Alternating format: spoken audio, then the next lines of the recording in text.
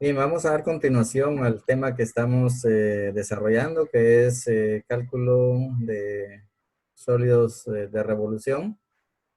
Ya vimos el método de los discos y ahora vamos a ver el método de los anillos. También en más de algún libro se llama el método de las arandelas. Como su nombre lo indica, básicamente son anillos los que se forman. Y ustedes saben muy bien que un anillo es un aro que tiene un radio interno y que tiene un radio externo. Entonces ese es el concepto que se maneja para calcular un sólido de revolución por el método de los anillos. Vamos a explicar el procedimiento para el cálculo del sólido de revolución eh, mediante un ejercicio.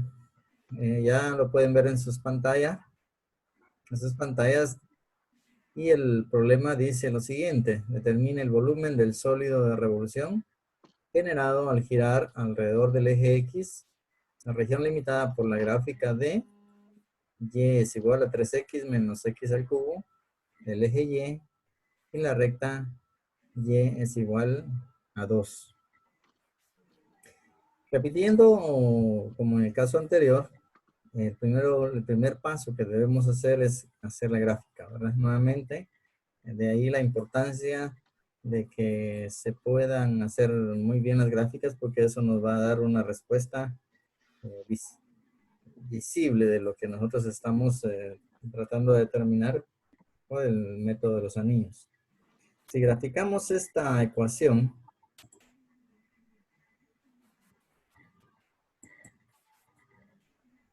vamos a obtener esta gráfica que aparece acá. Ustedes pueden ver eh, muy claramente que la curva y igual a 3x menos x al cubo es esta que sube, topa en la recta y igual a x, y igual a 2 y nuevamente tiende a bajar. Pero como no nos interesa más allá, solamente nos interesa el área que está limitada por la curva, por el eje y por la recta y igual 2. Básicamente el área que nos interesa es el área que está sombreada con color gris. Si se dan cuenta, ¿qué área tenemos acá? Es una área que está limitada básicamente por dos curvas. ¿Cuáles son las dos curvas? Y igual 2 y la curva y igual 3x menos x al cubo. Entonces, básicamente tenemos un área entre dos curvas.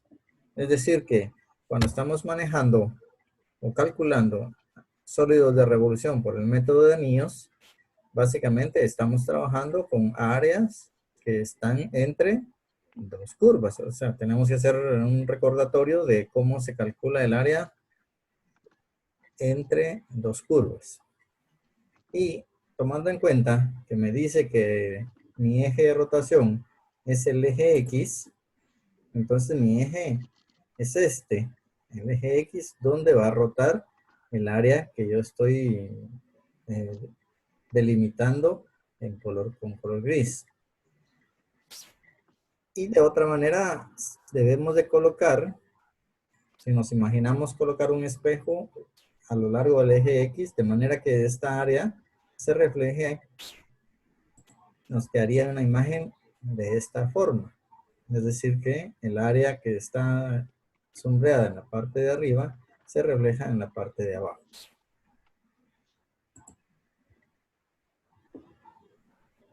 Continuando con esto, si rotamos, hacemos rotar esa área sobre este eje, vamos a obtener una figura de esta forma. Pueden apreciar ustedes que a la hora de rotar estas dos áreas que tenemos acá, nos va a generar una especie de, como de una vasija, un recipiente que tiene una pared de color gris y en el centro tiene un espacio vacío, que en este caso se está indicando con color blanco. Es decir, está formando un recipiente. Acá, cuando nosotros ya tenemos la imagen, pues ya claramente se puede ver que si yo trazo un elemento de análisis, o yo voy a cortar, como lo dije el otro día, una rebanada en cualquier parte de este sólido, mi rebanada, como ustedes pueden ver acá, va a tener un radio mayor y un radio menor. Es decir que mi rebanada no va a tener, o no va a ser sólida totalmente, ¿verdad? Va a tener un vacío en el centro. Y esta rebanada, si ustedes pueden verla, tiene semejanza a un anillo, a una arandela, a un aro. ¿Por qué? Porque es sólido de la parte de afuera y tiene un espacio vacío en el centro. Por eso es que se llama el método de los anillos. Ahora, si nosotros analizamos en qué posición o en qué orden van esos anillos, podemos ver que van sobre el eje X. Es decir, que si yo coloco una serie de anillos apilados uno sobre otro, van a seguir la dirección del eje X. ¿Eso qué me quiere decir? Quiere decir que mi variable de integración va a ser de X. Si los anillos estuvieran orientados con el eje sobre el eje Y, entonces mi variable de integración sería Y. De eso hay que tener mucho cuidado, porque también en función de eso vamos a establecer los límites de integración. Ahora no voy a hacer la deducción de la fórmula, como lo hice para el método de discos. Voy a ahorrarme ese paso porque es muy similar, ¿verdad? Pues vamos a partir siempre de área, va a haber un área mayor, va a haber un área menor, pero al final vamos a llegar a una ecuación.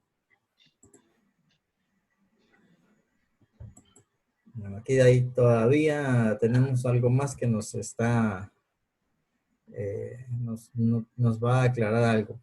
Este espacio vacío que tenemos acá en color blanco, yo le estoy marcando un radio 1 que está coloreado con rojo, y el círculo mayor que tenemos acá, que está coloreado con una flechita celeste, que sería mi radio 2 o mi radio mayor. Vamos a tener un radio mayor y vamos a tener un radio menor. Y si nos trasladamos a la siguiente diapositiva, la figura continúa siendo la misma. Ahora queremos ver qué significa eso de radio 1 y radio 2, o radio menor o radio mayor. ¿Se recuerdan que cuando hablamos de cálculo de áreas entre dos curvas, hablábamos de una función mayor y una función menor? Cosa similar va a suceder en este caso, porque vamos a tener un radio mayor y vamos a tener un radio menor. Entonces siempre vamos a hacer la operación, siempre va a ser del mayor menos el menor. Al igual que cuando calculábamos áreas eh, entre dos curvas. Miremos, analicemos la figura que tenemos acá. La figura que el sólido que se formó, pues estamos remarcando una rebanada. Esta rebanada nos está eh, dando una visión clara de que esa rebanada tiene una parte sólida y en el centro hay una parte vacía, ¿verdad? Y que esa parte vacía corresponde a un radio R1. En este caso, si nos damos cuenta, R1, por la trayectoria que tiene esta línea, corresponde a la función g de x. Es decir, el radio 1 en este caso es la función menor. y la función menor corresponde a g de x, lo estoy indicando aquí con la flecha, y que es igual a 3x menos x al cubo. Mientras que el radio mayor, que está de color celeste, R2, corresponde a la función mayor, que en este caso sería, según el problema, y igual a 2. Pero en este caso lo hemos denotado como f de x igual a 2. Nuevamente decimos la función mayor va a ser f de x y la función menor va a ser g de x. Esto es lo más importante que tenemos que localizar para aplicar nuestra fórmula. La fórmula, si ustedes pueden ver, es muy parecida a la fórmula de los discos, a excepción que ahora hay una resta.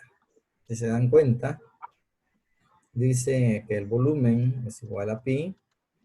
¿Por qué pi? Porque recuérdense que es un sólido de revolución y el área depende de pi. La integral de A a B, que en este caso siempre vamos a necesitar definir los límites de integración, pero ahora hay una función f de x al cuadrado menos una función g de x al cuadrado. Y el de x que ya establecimos que es nuestra variable de integración. ¿Por qué? Porque todos los anillos tienen su centro sobre el eje X. Muy bien. Si tomamos esta como una fórmula, ¿sí? Pueden darse cuenta ustedes que f de x es equivalente al radio mayor, R2, y que g de x es equivalente al radio menor, R1, que en este caso es g de x, y es 3x menos x al cubo. Esta es nuestra fórmula para trabajar en el método de anillos. Si lo tomamos ya como una fórmula definida para el método de anillos, pasamos a lo siguiente. Y en nuestro caso, aplicándolo a nuestro caso, entonces nuestro límite de integración son de 0, que está acá con rojo, a 1, que es donde mi curva 3x menos x al cubo se intersecta con mi curva y igual 2 o f de x igual 2. Entonces, estos son mis límites de integración sobre el eje X porque mi variable de integración es de X. Según la expresión acá nos dice f de x al cuadrado y f de x para nosotros es 2. Entonces 2 al cuadrado nos da 4. Y según la fórmula dice g de x al cuadrado, pero g de x para nosotros es 3x menos x al cubo. Entonces 3x menos x al cubo al cuadrado. Desarrollamos el binomio normalmente, ¿verdad? Y nos quedaría el primer elemento al cuadrado, 3 por 3, 9, x por x cuadrado. Dos veces el primero por el segundo, 2 por 3, 6x por x cubo, más 6x cuarta con el signo menos. Y el último elemento al cuadrado, que sería x al cubo por x al cubo, que nos da x6. Ya teniendo desarrollados los cuadrados, es el primer paso. Entonces ya nos queda quitar paréntesis para que la expresión ya nos quede 4 menos 9x cuadrado, menos por menos me da más, 6x cuarta, y menos por más me da menos x6. Y ahora lo que procede es integrar según los teoremas que ya manejamos. En este caso sería 4x, 9x al cubo partido 3, que sería 3, 6x a la quinta dividido 5, y x a la 7 dividido 7, evaluado de 0 a 1. Y esto nos permite llegar a determinar un volumen de 72,35 de pi unidades cúbicas. Es de esta forma que vamos a trabajar los sólidos de revolución por el método de anillos. Entonces, ¿cuándo se va a dar un sólido de revolución, o cuándo se va a trabajar un sólido de revolución por método de anillos, cuando tengamos áreas entre dos curvas. Ese es un caso.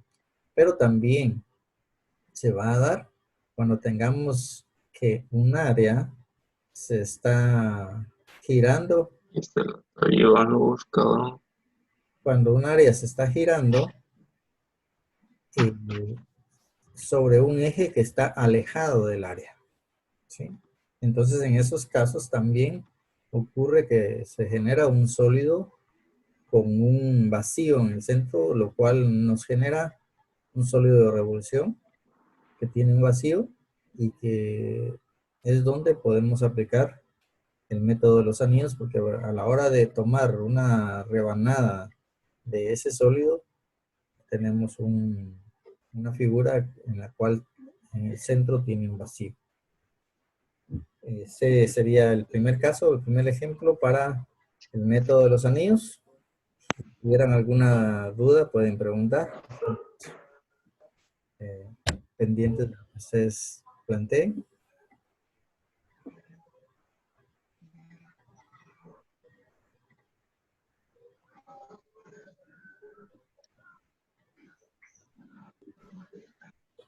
¿No hay dudas, compañeros?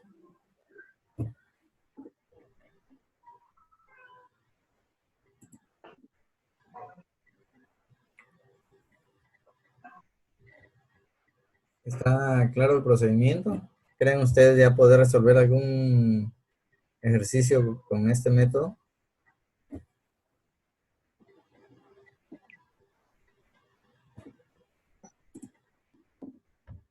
Sí, está fácil.